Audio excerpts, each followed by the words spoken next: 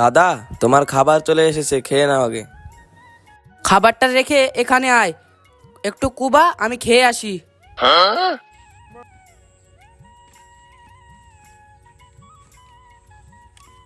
বেশি আল কাটবি নি, হালকা করে কেটে কুবিয়ে যাবি।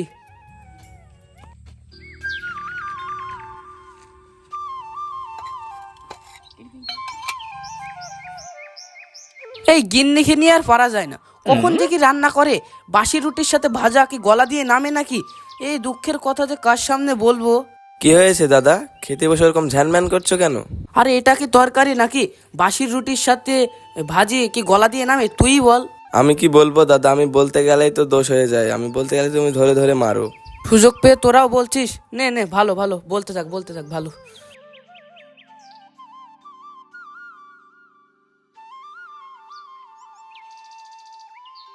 তোমার এত সময় লাগলো রুটি খেতে? যে ভাজি দিয়েছে এ দিয়ে কি গলা দিয়ে রুটি নামে? আর তুই তো আমার চেয়ে তো ভালো কুবোতে পারিস, তার জন্য আস্তে আস্তে খাচ্ছিলাম, আমার খেতে খেতে যাতে তোর একটা ভুঁই কুবোনো হয়ে যায়। দাদা, তোমাকে আর ভুই কোবোতে হবে না, আমি সব ভুই কোবে দিয়েছি, তুমি খালি ঢেলগুলো ভেঙে দেবে। ঠিক আছে, তুই কোদালটা আর খাবারটা নিয়ে বাড়ি যা, আমি ভুঁইটাকে পরিষ্কার করে দিয়ে বাড়ি যাচ্ছি। আচ্ছা দাদা, ঠিক আছে, আমি তাহলে গেলাম।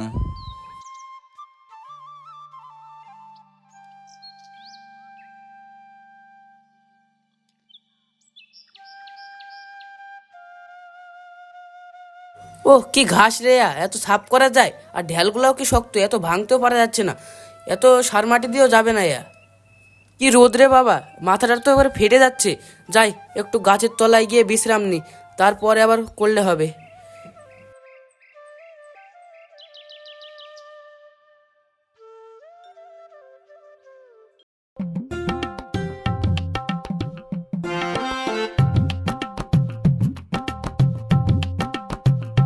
কিরে রাজেশ, তোর দাদা বাড়ি আসলো না? না ভাবি, দাদার মেলা কাজ, আসতে একদিন লেট হবে। তুই কেন চলে আসলি? তোর দাদার মেলা কাজ তো হাতে পাতে করে দিবি, তাহলে তো হয়ে যাবে। দাদা বলল কোদালটার খাবার নিয়ে বাড়ি চলে যা, তাই আমি চলে আসলাম। বেশি বেশি কাজ পায় তো, তাই তো রাত্রিবেলা এসে কুকাই। আমি তো পুরো ভুঁইটাই কুবিতে এসেছি, দাদার ঘাসগুলো সাফ করলে ঢেলগুলো ভাঙলে তাহলেই হয়ে যাবে। তুই জানিস নি তোর দাদার মাজায় ব্যথা? রাত্রিবেলা এসে ঘরে বলবে মাজা টিপে দাও, তেল মালিশ করে দাও, এই করে তো আমার জীবনটা চলে গেল। আমার কি দোষ বলো? তোমার স্বামী যদি কাজের কথা না বলে আমি কি করে করব? তো বড় হচ্ছি, তোর সব কথা বলতে হবে। আর দিন পরে তো তুইও সংসারে হাল ধরবি, তখন বিয়ে করার জন্য লাফাবি, তখন কি আমরা আর সংসার চালাবো? তখন তোকেই সংসার চালাতে হবে। দেখো ভাবি, এসব কথা আমি শুনতে চাইনি, দয়া করে একদিন চুপ করো।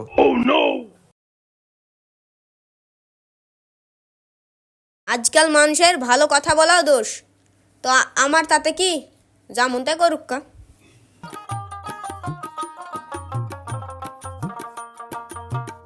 ও সোহেল কাকা, কোথায় চললে গো এই রোদের মধ্যে দিয়ে? কোথায় আর যাবো বল, এই রোদের মধ্যে মাঠ ঘাট দেখে বেড়াচ্ছি। এই রোদে আবার মাঠে এসেছো? তোমার যে শরীরের অবস্থা, এ কখন ভুলে মাথা করে পড়ে থাকবে, তখন আবার কে দেখবে তোমাকে? আমি আর কি করব, আমার তো আর ছেলে পিলে নেই, আমাকে দেখতে হবে জমি। বসো কাকা, এখানে বসো, একটু বিশ্রাম নিয়ে তারপরে না হয় যাবে।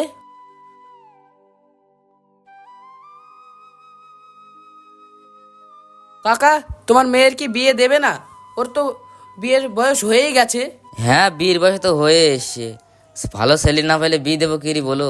কেমন ছেলে খুঁজছো বলো ধিনি, আমার জানাশোনায় ওরকম ভালো ছেলে পাওয়া যাবে কি দেখি। সত্যি কথা বলতে সুরজ, আমার একটা এমন ছেলে লাগবে, আমাকে আমার মেয়েকে দেখাশোনা করবে, জমি জায়গা দেখাশোনা করবে, এরকম একটা ছেলের দরকার আমার। তা ঠিক আছে, তোমার সব জমি জায়গা বাড়ি ঘর সবই তো তারই হবে, তোমার তো আর খাওয়ার লোক নেই। আমি মরে গেলে তো ওরা সবই পাবে, তেমন একটা ভালো ছেলে বাসেনি, তাই বিয়ে দেবো তা।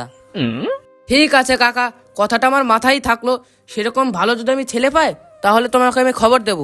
ঠিক আছে সুরজ, তাহলে তুই থাক, আমি বাড়ি যাই, মেয়েটা একা আছে বাড়িতে, কি করছে দেখি।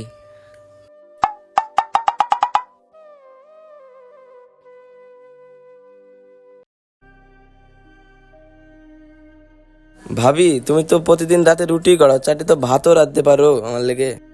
আমি যা পেরেছি তাই করেছি, খাইলে খা, না খাইলে উঠে চল যা, বকিনি কানে। দেখেছো দাদা, ভাবি আমার সাথে কিরকম ভাবে কথা বলছে। উম্মা, আমি আবার কি করনু? ঘরে আটা ছাড়া বা কি বা আছে? যা দেখছি তাই খাও। জানি তো, রুটি মাংস না খাওয়া হবে না তোমার। এই রাজেশ, খাওয়ার সময় অত বকিস নি তো, চুপ করে খা। আমি কি করে চুপচাপ খাই বলো দিনি? তোমার গিন্নি কেরম করছে আমার সাথে? এই তোমরা দুজন চুপ করে তো, একটু শান্তিতে খেতে দাও।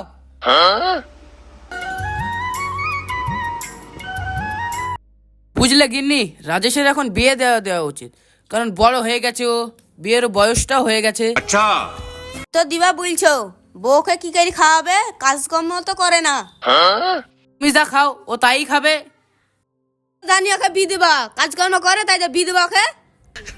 ও বিয়ে করলে ওর কাজ কাম করে খেতে পারবে, ও ওর জমিটা আবাদ করলেই হলো। তোমার এই গুণধর ভাইয়ের সাথে কে বি দিবে শুনি? সে একটা মেয়ে আছে, মেয়ের বাবার জমি জায়গাও আছে। গ্রামে আশেপাশেই নাকি? বুঝলে গিন্নি, আমাদের পাশে গ্রামের সোহেল কাকার একটা মেয়ে আছে, মেয়েটা ভালো বটে, জমি জায়গাও আছে। বিয়ের পর তো জমি জায়গা সব রাজেশেরই হবে। তো বুঝলাম, ওই পাড়া সোহেল কাকার মেয়ের সাথে তোমার ভাইয়ের বিয়ে দেবে কি দেখাও গা। কি বলছো গিন্নি, রাজেশ তো আমার ছোট ভাই, ওকে বিয়ে না করবে কি শুনি? আমি একবার সোহেল কাকাদের বাড়ি কাল যাবো বিয়ের প্রস্তাব নিয়ে। ঠিক আছে বুঝলাম, আমার খুব ঘুম পাচ্ছে, ঘুমিয়ে পড়ো।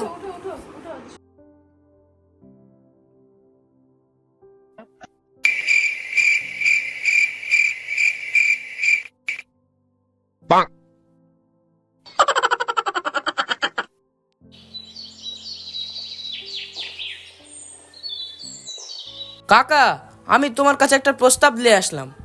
প্রস্তাব বাবা, বলো দিনই শুনি। কাকা, আপনি তো আমার ছোট ভাই রাজেশকে চেনেনি, ও খুব ভালো ছেলে, ওর কোনো বদ অভ্যেস নেই, তো ওর জন্য আমি আপনার মেয়ে শরীফাকে চাই। হ্যাঁ হ্যাঁ হ্যাঁ, বেশ বেশ বেশ, এ তো খুব ভালো খবর। কাকা, আমাদের তো জমি জায়গার অভাব নেই, ওকে ওর জমিটুন দিয়ে দিলেই ও চাষ করে খেতে পারবে। এখন যদি বিয়েটা না দিই তাহলে কাজে মন দেবে না।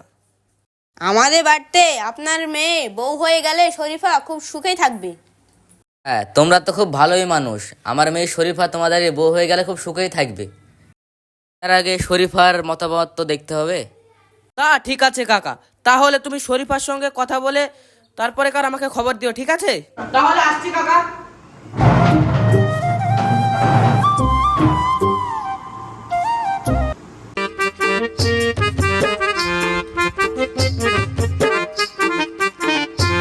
এই শোন রাজেশ, তোর জন্য আমি একটা ভালো মেয়ে দেখেছি, বুঝলে? আমার জন্য ভালো মেয়ে দেখেছো, আমাকেই বলনি? তোকে আবার কি বলবে? বড়রা যা বলে তাই শুনতে হয়। তাই বলে তুমি আমাকে একবারও জিজ্ঞাসাও করলে না? আমি মেয়েটাকে দেখবো না একবার? মেয়ে দেখার কি আছে? আমরা কি তোর খারাপ চাই? মেয়ে একদম ঠিক আছে, আর মেয়ে সুন্দর। আমরা বিয়ের দিন ফাইনাল করে চলে এসেছি। তা ঠিক আছে, তোমরা যখন সব ঠিকঠাক করে চলে এসো, এখানে আমার কি বলার আছে? আমার তোর বিয়ে তুই বলবি না মানে? তুই কি পাগল টাগল হয়ে গেলি নাকি? মনে করো অর্ধেক পাগল হয়েই গেছি। শোনো দাদা, মুখের উপরে কোনোদিন তো জোরে কথা বলিনি, আজও বলবো না। কিন্তু দাদা, তুমি যার সাথে বিয়ে দিচ্ছ সে যদি তোমার গিন্নির মতো হয়, তাহলে আমি সংসার করতে পারবো না। আমার মতন মানে? তুই কি বলতে যাচ্ছিস? খুলে বল তো। তোমার মতো মানে? তুমি তো জানো না আমার মাংস ছাড়া রুটি খেতে ভালো লাগে না, তাই। হা হা, এই কথা?